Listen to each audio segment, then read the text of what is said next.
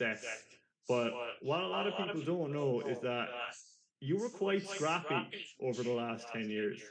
And that led to some pretty good stories involving sleeping in places you probably shouldn't have been.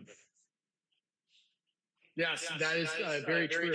Yeah, so I came out to Silicon Valley. My co-founder and I, he and I actually get screws from each other in Chicago. We wrote a code together when we were like 13. And then right after high school, we came out to Silicon Valley. This was back in like 2011, 2012. And we were 18, 19 and, broke, starting startups. And so my original kind of claim to fame was that I lived in AOL's headquarters illegally, like squatting there. That's like the term for it. And I lived there for like 4 or 5 months, something like that, just on their couches. I was like eating ramen because they had like ramen stock there. They had a gym, which had a shower, so I was like showering there. But that's how we bootstrapped our first company. We were living out of AOL's headquarters. Eventually got busted and kicked out, but and then it became like this kind of global headline. There's like this kid's living AOL. So you Google AOL squatter, like that's like the search term. You'll find the whole story on this. I love that. So does that mean you're giving people permission to show up to the Bolt office and sleep on one of the couches? So that's the thing, right? So it's rules for thee, but not for me. No, I'm kidding. I mean, I love the tenacity and like so we actually ended up running a hacker house where people would literally just come in and just like code and crash and all that. So we ran it for like I think like 3 or 4 years after that in Palo Alto. But yeah, I mean, here's the thing: is honestly, there's a ton of places in Silicon Valley where you can come and if you're like looking to get into building companies and that sort of thing. I think getting to Silicon Valley, and then there's tons of like hacker houses and stuff that you can go and live at, and it's awesome. Since at that time there was not a lot of places, we ran one of the first hacker houses in Silicon Valley. But now there's a ton of these things. So highly recommend it. And you can always come by. Our new SF office is opening in February. So if you're in the Bay Area, come hack out at our office. We'd love to have you. Yeah. Love it. Sounds good. And what I want to do is I want to leverage the fact that you have really kind of like saw it all when it comes to like building startups from starting scrappy all the way to building Bold today. Like I suppose like where I'd love to start, and I really want to try and get as much value for people here as possible in the time we have, given the fact we're all here for the hackathon. I'd love to get a sense for like some scrappy tests that you ran earlier on that kind of gave you a big insight when you were launching products, when you were testing things out, when you were trying to get a bit of a signal from the market as to what you were building or not. Yeah, well, I think like my co-founder and I spent the first, I guess it was probably like 5-6 years of our careers as entrepreneurs doing this the wrong way, which is we would spend time building stuff, right? And then we would go and after like out of months, we would go and like show it to customers or prospective customers and whatnot. But by that point, we made so many decisions in the product that it's really hard to even just with yourself unwind decisions and beliefs that you've made about why this thing should be this way. I've always found it better to be extremely brutal about going and getting feedback, even when you have, and ideally, like the last thing you should do is build something because that's the most expensive, time-consuming part. Bolt, allows you to actually build stuff way faster to validate ideas faster, but there's kind of a difference between, oh, I'm going to build this to the degree where I'm going to launch it publicly and blah, blah, blah, versus I'm going to make what's the simplest way I can go and put this in front of someone and like validate that this is useful, right? When we were building Bolt, I had one of our engineers spend like a week or two max putting together the most basic version of this thing, right? And when we brought it back and I was playing with it, it was clear that okay, this actually seems to have life in it. And I showed it to a couple of other people as well. And that was really what were some of those like clear signals that you got? It was so for Bolt, really the question was like in ChatGPT, you can kind of go to it and say, hey, like write me JavaScript code, and it'll do that for you. what we were really, the whole premise of Bolt was, wouldn't it be great if you didn't have to copy that code into like some dev environment manually, and you're constantly copying and pasting back and forth between these things. But is that enough of a value prop for this thing to exist? Like how useful is it to have this kind of integrator? And so when we actually put that demo together, our Alex, our chief of staff, he sat down with it for like 4 hours.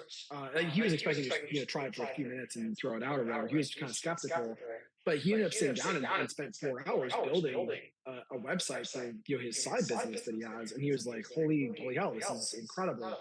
And that was kind of the moment where you viscerally get to feel it and go, "Okay, should this exist or not?"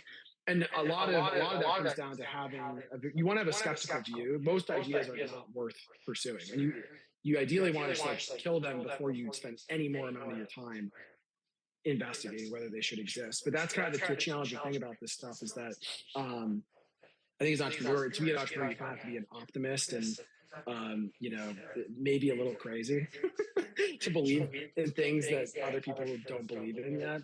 But you have to try and like really be, you have to think critically, which means being the biggest critic you can of your own ideas, right? So I think Val put it in a good way. You need to be a rational optimist to be totally to be an entrepreneur. Totally. So hello to the 1,200 rational optimists that are currently watching live. And the good news is it's like I've met a lot of people. I think a lot of entrepreneurs start out as optimists and learn how to be business rational just by pure iteration of like over and over. Like took us 5-6 years to really kind of build a lot of the core skill sets to discern how to place bets on good ideas and how to kill bad ones quickly.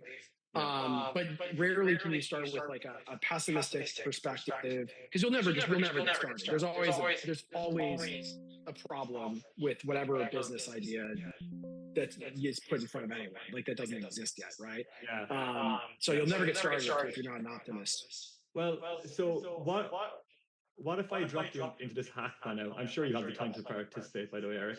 And I gave you 10 days and a laptop. Like, what's the process, knowing what you know now, that you go through to take an idea from, like, just an idea to a prototype to actually getting some real world validation? What are some tangible steps that you would do?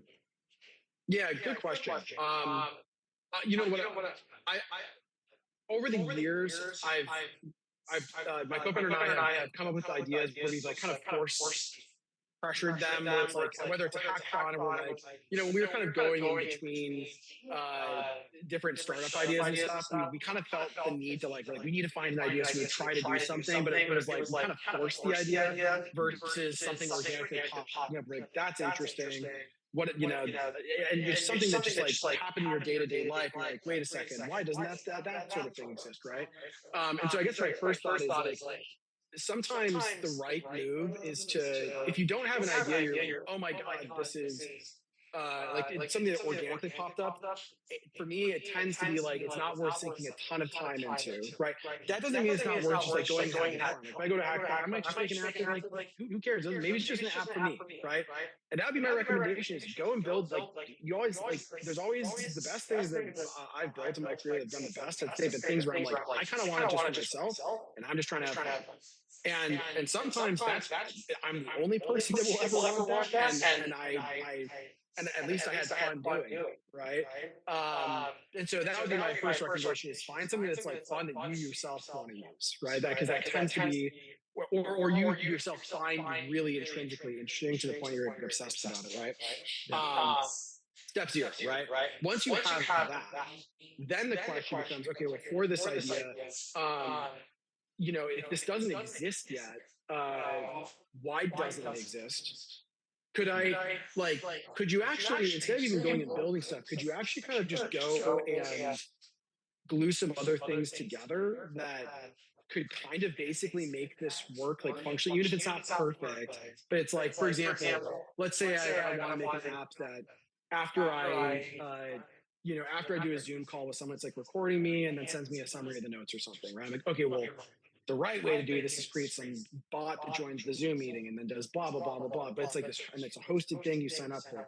Well, before you do all that, like maybe what you do is just download something that records audio on your Mac. When you're on a phone call, it saves saves that file. You upload it manually to OpenAI, and it gives you a transcript. And then you can actually feel, does it provide value to me, right?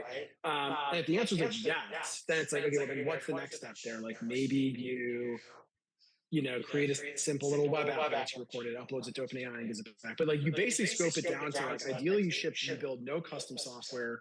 You purely put in manual work to prove the concept. And that's not just for yourself. You could say, hey, I'm gonna like my friend, I'm gonna manually do this for you.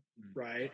And this is the classic do things that don't scale advice from like Paul Graham and the Y Combinator folks, where you have like the Airbnb founders who are going to the Airbnb listings and taking professional photos themselves, right, to make the listings look really good and stand out so that people would actually want to rent them. But that's something that didn't scale, but they did it, they proved it, and then that allowed them to go and scale the thing up. So those are the sorts of things I would do on that end. And then build an MVP that's simple but compelling, where it's like, here's a real, in this case, like here's like a real call that happened. Here's like the transcription that came out. And by the way, for hackathons, like, a lot of hackathons to me is it's like building super awesome to get people together building stuff. It's not just building the software, it's like building the concept of the business, because at the end it's about presenting the idea. Like how you present the idea is just as important, if not more valuable, than the thing you built, right? Because it's about your unique insights and the unique experience you're providing, and just showing someone something you built is not going to do that. Being able to tell the story of, hey, our idea was like, it needs to be simpler to have your calls recorded when you're talking to, when a salesperson is talking to customers, there's a problem we know. And how do we do it? Well, we actually just did something really simple. We made this app that records you, uploads to OpenAI, you recorded it, blah, blah, blah. This was this magical output it gave. It's super useful for this, that reason. Yeah. And we think we can scale this up because it's something that's like, it's an actual real problem we solve. Who cares what you made in a weekend for the software? It's about, hey, we had an insight on the problem we figure out a way to prove it or disprove it in this period of time. We think, here's where we go, right, and where we think it could go. So that's how I'd approach it. Love it. So do what feels like play to you but looks like work to others. Do things at one scale and get to that aha moment as quickly as you possibly can without having tools. And almost, and maybe a better way of like to oversimplify it, like to maybe if you were to over rotate the kind of tail end of the advice that I gave, is it honestly matters more that you're that you're proving or disproving the idea versus building anything. Yeah. Right. Like that to me is like, unless you're coming to the hackathon to build something cool for yourself, and that's totally cool. It's like, hey, here's this cool thing I made. But like, if you're coming here to say, hey, I'm trying to build a business or a product type that I think other people will want to use, so much of it is just how fast can you prove or disprove the idea. And that might mean you ship actually nothing. Your output might be a slide deck showing the outputs of the manual stuff that you did, told in the story of, and now we're going to go build the actual software to do it, right? Yeah, absolutely. It's like one of those things where a lot of people are in love with the idea of what they could do or build, but they're afraid to put it out in the real world and get punched in the face, which is kind of all about what this is about, this hackathon. And we'll get to that in a bit. But one of the things I'd love to know, because everybody's so excited about building AI tools and they're excited about doing something using the latest piece of tech. What are you excited about? Outside of Bolt, you mean? Outside of Bolt. Let's keep it outside. Yeah. I think I'm particularly interested in. I think the general space that Bolt is in is very interesting regarding, the world's software is now going to largely be written by AI, and there's a lot of interesting implications of that. Some specifically that like we're not involved in today per se, like security of software. It was hard enough before for companies to make sure that their deployed software products didn't have like security holes in them or could be hacked or whatever have you. But now with AI is writing the software itself, that kind of exponentially increases the attack surface. So it's like, how do you use AI to help secure the AI generated code itself? Very interesting things in that domain. Same thing with just the sheer amount of code being written. There's not enough humans to review this code. So how do you scale that? So there's a lot of interesting bottlenecks that are now starting to crop up that over the next like few years and half decade. I think that's going to be it's going to be a monster opportunity for companies to come in and solve. Is how do you actually scale AI generated software development, basically. So to me, I think that's it's a huge thing that we're just at the beginning of the trailhead on. Yeah, it's interesting. There are industries that don't exist yet that are going to become probably the most dominant in the world. I think a lot of people probably just got a new hackathon business idea right there.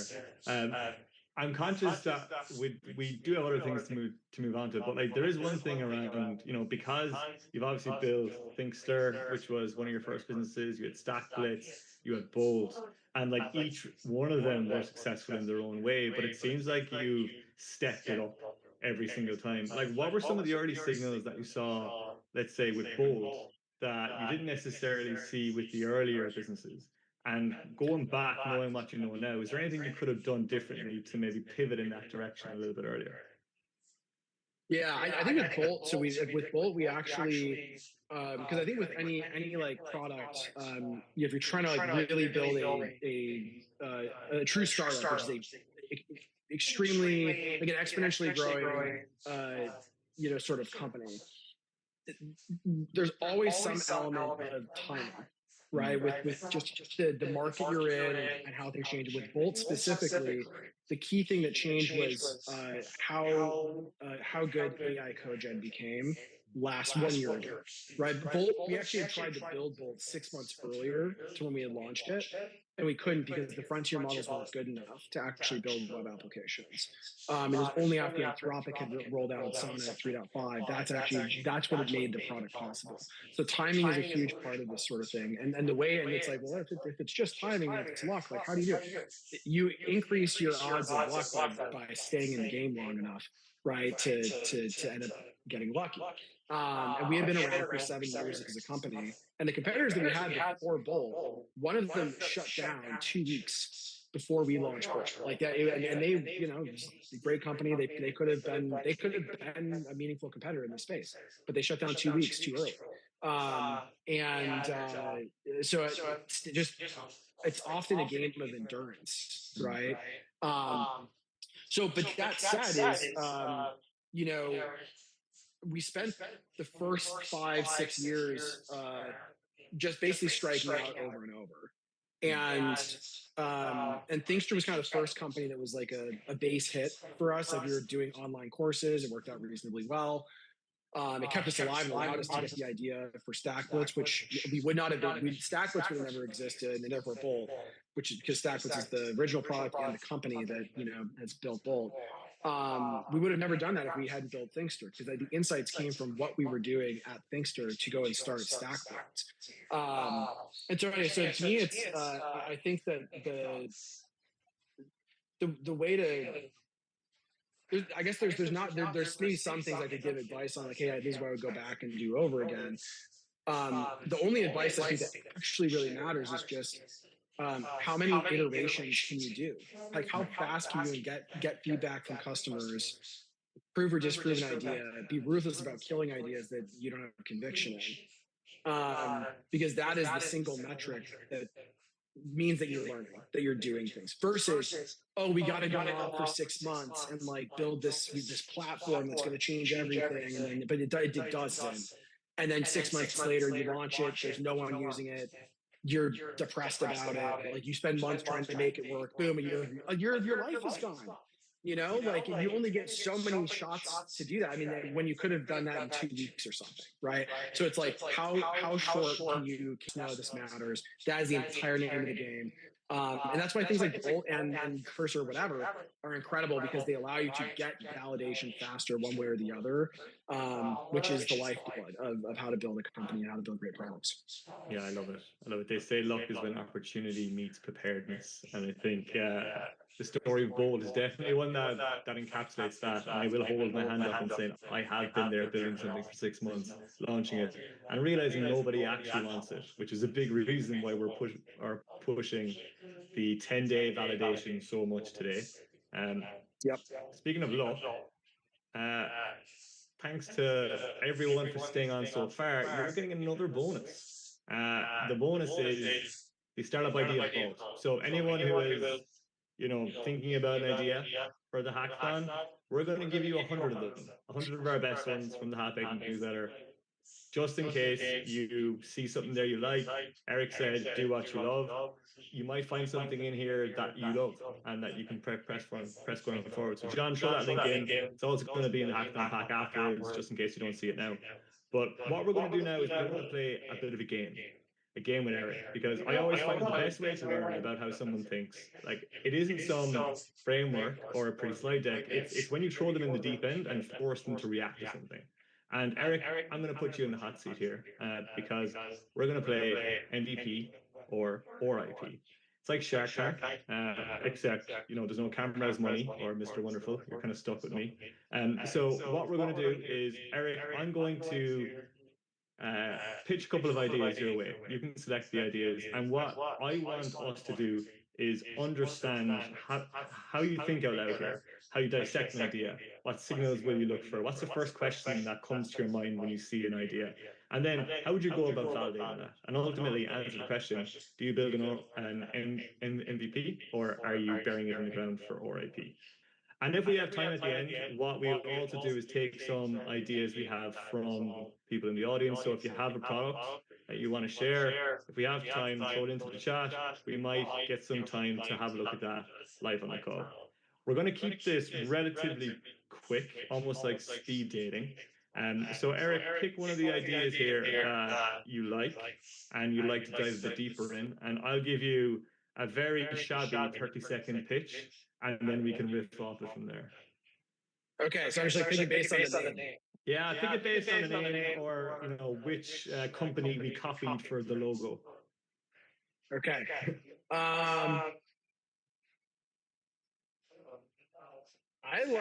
Do break the mold. Let's see what that's about. We'll do break the mold. Okay, so I'm just going to skip forward and pretend we're going straight in there. So this is Mold Alert. And apart from copying the HubSpot logo, this addresses the problem that 70% of US homes actually don't know that they have mold in their home. Mold is dangerous. It can cause a lot of issues for your health. And testing at the moment is slow, it's expensive, and requires people to come out to your house. So the solution that we're proposing here is an app that combines new AI imaging alongside some testing kits to identify dangerous mold in houses. Okay. And then what do I do now? What am I digging in on? That's a good question. I think for now, let's riff off this idea. So number one, what do you think about this idea? Is this something that you would explore? Let's say you were investing in it. What are some of the concerns that you would see, potential avenues? Would you go about validating this? How would you think about validating this idea? Yeah, I think that it's a wonderful idea. I mean, mold actually is a pretty, actually an issue, right? Like, I think it's actually a legitimate idea. I think the question though is, how do you make money? Like, what's the business model? Like, how do you make money on this? Because assuming it's a business, right? Like, what is the revenue model? This strikes me, how it's pitched strikes me as it's like a direct to consumer thing versus a business to business thing. So I think there's kind of a separate track there of, like, if it's direct to consumer, how are people going to know about this? Like, getting the attention of consumers is extremely hard, tends to be very expensive, and so in order to justify spending a ton of money on ads, you need to also know how you're going to make that money back and then some. So it goes, that kind of dovetails. So it's basically like, how do you make money on this? And, because if it's consumer, you basically have the classic, like, your customer acquisition cost, like how much you're spending on ads or whatever to get people to the app, has to be less than the lifetime value you expect to make, like how much money one customer will on average give you over their entire lifetime of the product. That's the simple equation for any consumer business. Like, CAC, customer acquisition cost, has to be less than LTV for it to be a profitable business, like over time. So, anyways, that would be where I would start with this one. Love it. And if you didn't understand any of those acronyms, the zero to validation playbook has them all there, just in case you're looking to learn a little bit more about it. One question on this, Derek. If you had this idea and you wanted to go and do it, what would you do to actually go and validate it? Like, what are some of those kind of sticky things that don't scale things that you could do here to try and get some early validation signs that, number one, there's a business model, like you said, and number two, that there might actually be some demand? Yeah, I think that to me it's like so they're kind of two separate sides of the same coin, because it's like, if we're kind of talking, is this something that's like, is this a business? If you're passionate about it, great, go do it. Doesn't matter. But if you're not expecting to make money, you're just like, I care about doing this, fine. If we're saying, hey, this is a business, right? I think it's worthwhile to have an idea on how you could make money. And I suppose the best idea I have for that is that you could connect people with service providers that could clean the mold out of their home. That's the best guess that I have on how you could do it. I don't know what here's the thing. I don't know what the margins are on that though. I don't know, I just don't have a good sense of what that could be. However, let's say that we dig to doing research, like we think there's some amount of money we can make. Okay. The other problem then is distribution. Assuming this is we're trying to get direct consumer, like people to adopt this. How do we get people to download our app? Because fundamentally, we could go talk to people and like validate. Hey, do you think that there's mold is concerning in your home? I would say I don't think most people are even going to be aware that this is concerning and stuff, right? So there's a bit of market education you need to do. What I would go do is I would go spend, like, this is the idea of hackathon. I would spend this entire hackathon making TikToks that are just like basically just baiting people, like with like, it's like a video. You see these videos and people like record something that looks gross, like, dude, look at this thing, blah, blah, blah. And then it's like, oh, this is mold. And like, oh, I use this app to like, it's like basically an ad, but it's not an ad. It's something that goes viral. But basically you go and see, can we use viral marketing, which is extremely, it's free acquisition cost, to start at least. And go and prove if there's demand of like, hey, how many people like see like some moldy thing in their home, aren't really aware that it's like actually a health concern, and would go and like open up our website or our app to go and take a pic of it and have, use Bolt in 1 minute to make a landing page for this thing and just see how many hits happen. And if you make a video go viral, a lot of those converts people going to the app. It's like, okay, it seems like there's demand and maybe you can scale that up. That would be how I would approach it, at least. Well, whoever does that is a shoe-in for the Build in Public award. And actually, believe it or not, John can confirm this as the head of content for Half-Baked, but I think this idea actually might have come from a TikTok video that we saw of someone talking about mold that they had in their house. So that's I was going to say, that strikes me as a video where like it's something that'll be on TikTok where it's like, hey, you don't know it, but like you have mold in your home and it's actually a health concern, right? So like I actually, it strikes me as high virality. Ideas are everywhere, folks. Okay, pick the next one, Eric. A higher power. I like the name. A higher power. So a higher power is for Botboard. And the premise behind Botboard is quite simple.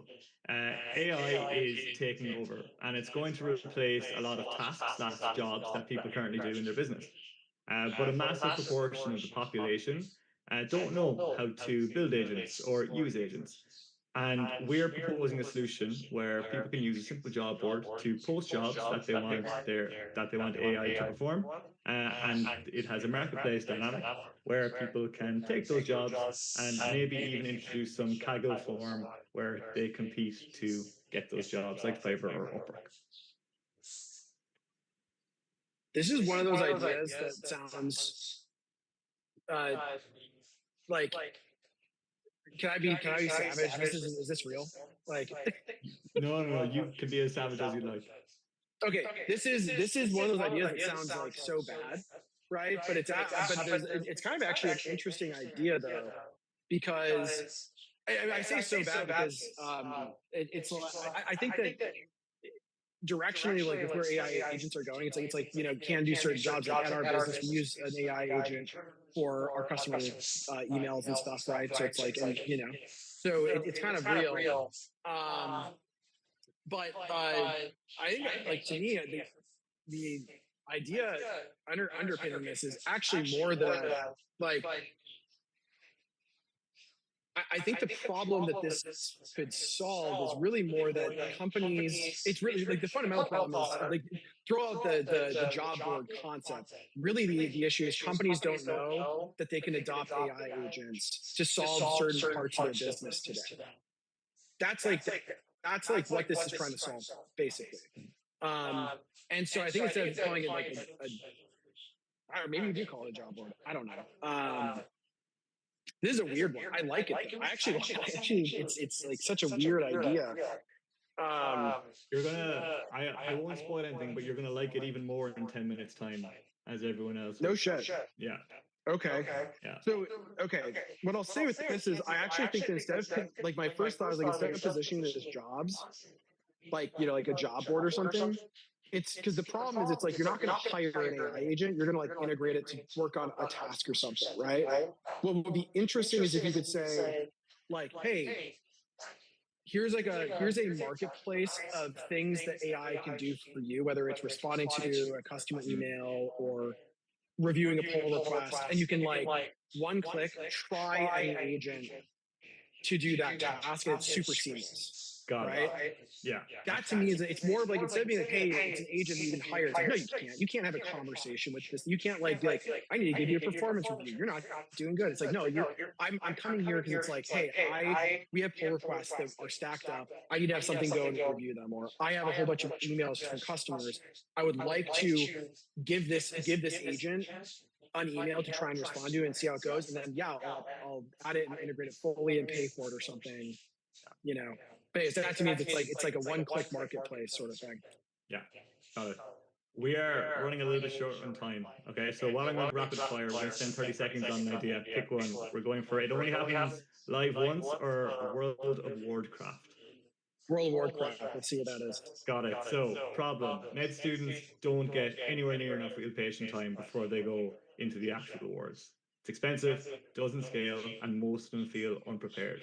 With the advancements of AI, what we want to do is build a virtual patient simulator that uses AI to help them diagnose patients, treat, communicate using an AI patient. Cool idea. Unless you are in the healthcare world, good luck. Selling the healthcare, highly regulated for good reason. Training doctors. I mean, the real question, would you want a doctor that's been trained on AI? I don't know. I don't know if I would, just saying. So I like, it would have, there's a high bar. I would say RIP unless you're like maybe a doctor yourself.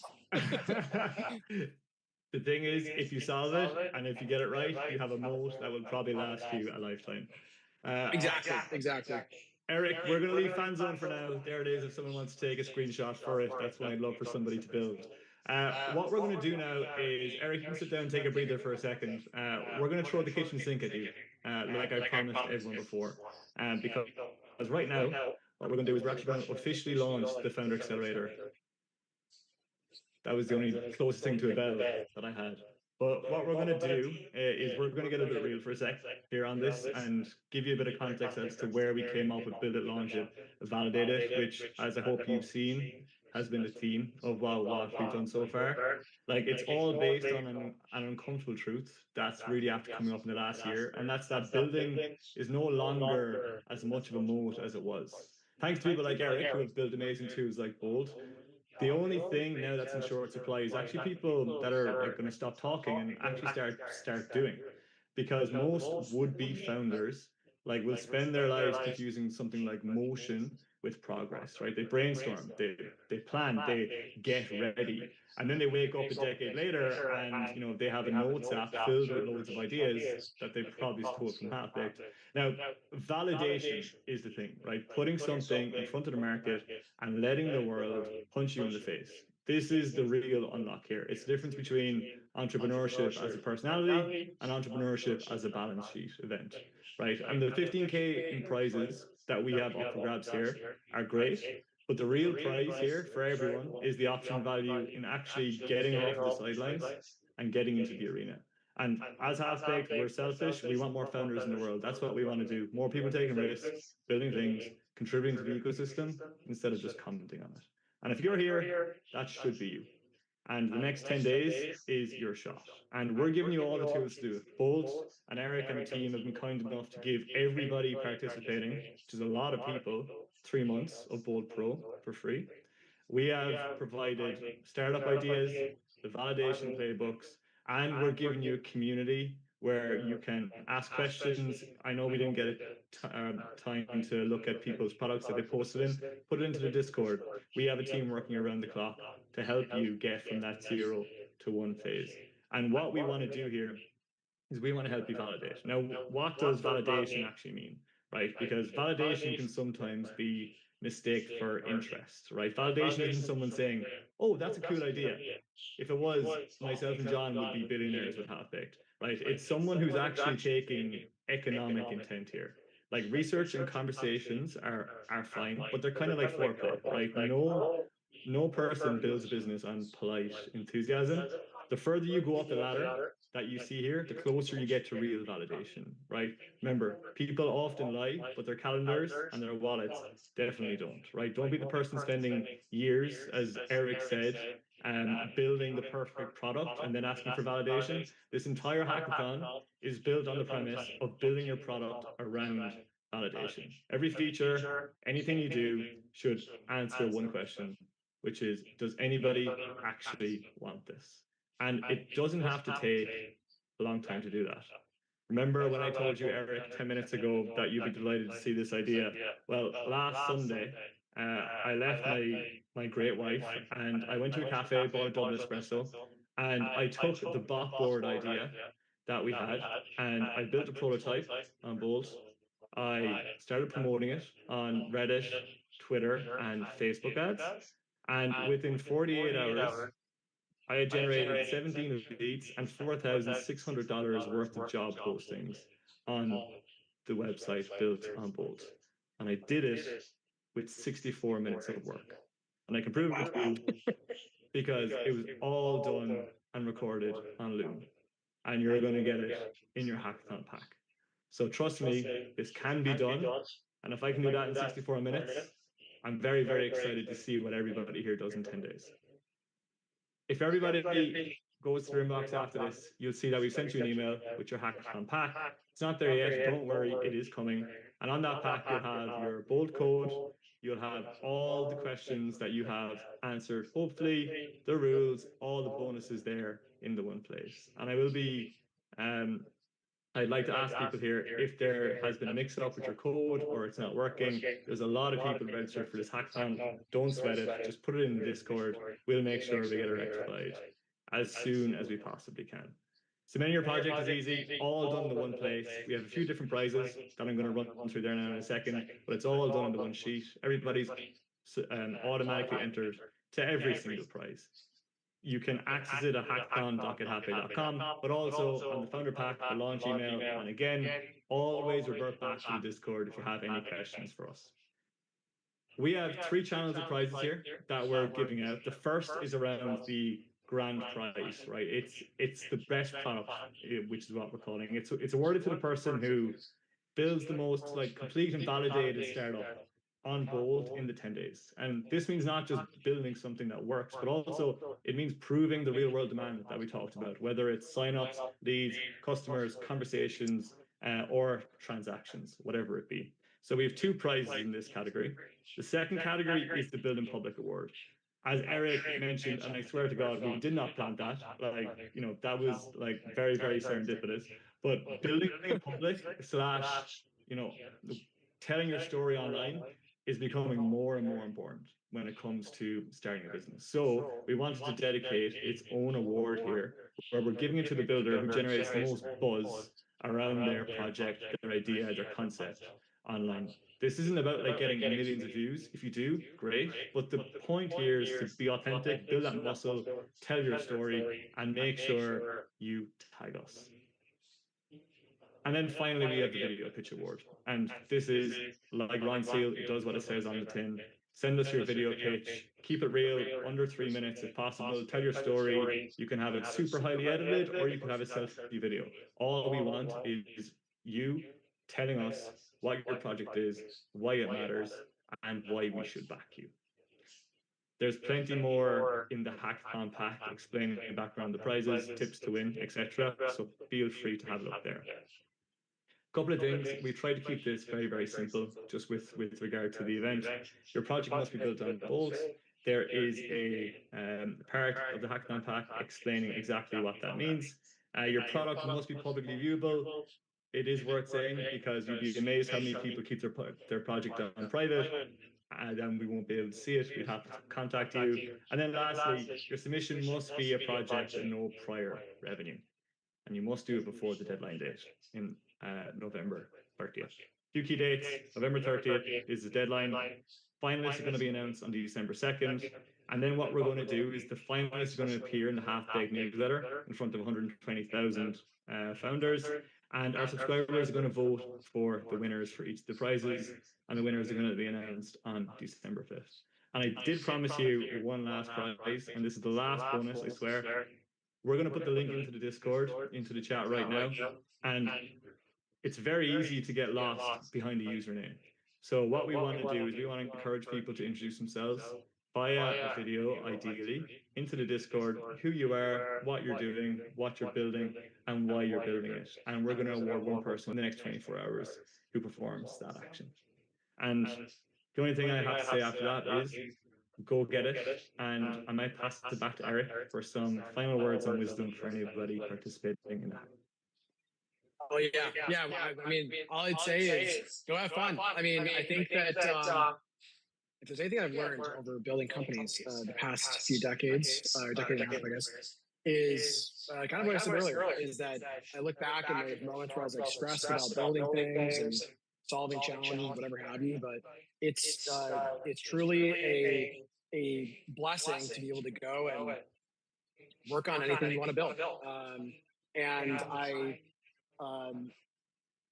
it's especially at the earliest stages, like being able to participate. The fact that you're able to have the time to participate in the hackathon is a huge privilege. And I think there's a lot of people, like myself included, where it's like, man, I'd love to be able to go and just build anything, take whatever idea I have from scratch and go create that. And it's important to appreciate that part of the journey, because when you make something successful, you have less time to go and build new things. And so I would just say, go out, fun, make things you want, and enjoy the journey every day.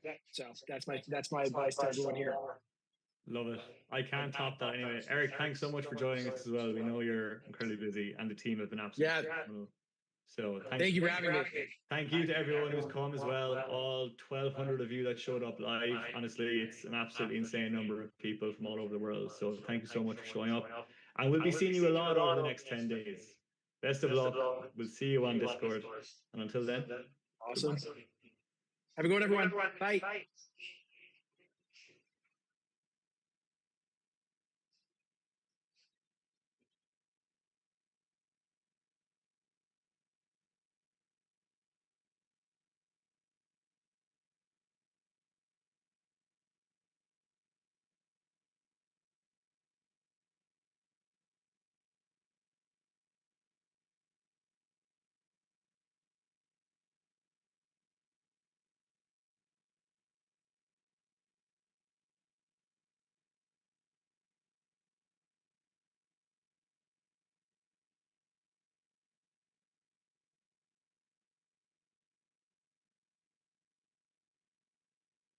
thanks everyone. Appreciate the messages.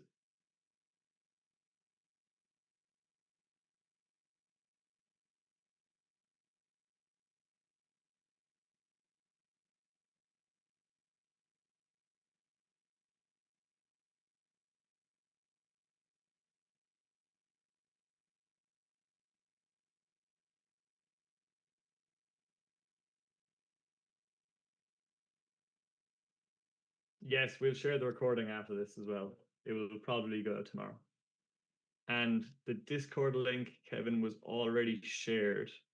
but it's also in the hackathon pack. Maybe we can share it again. 1 second.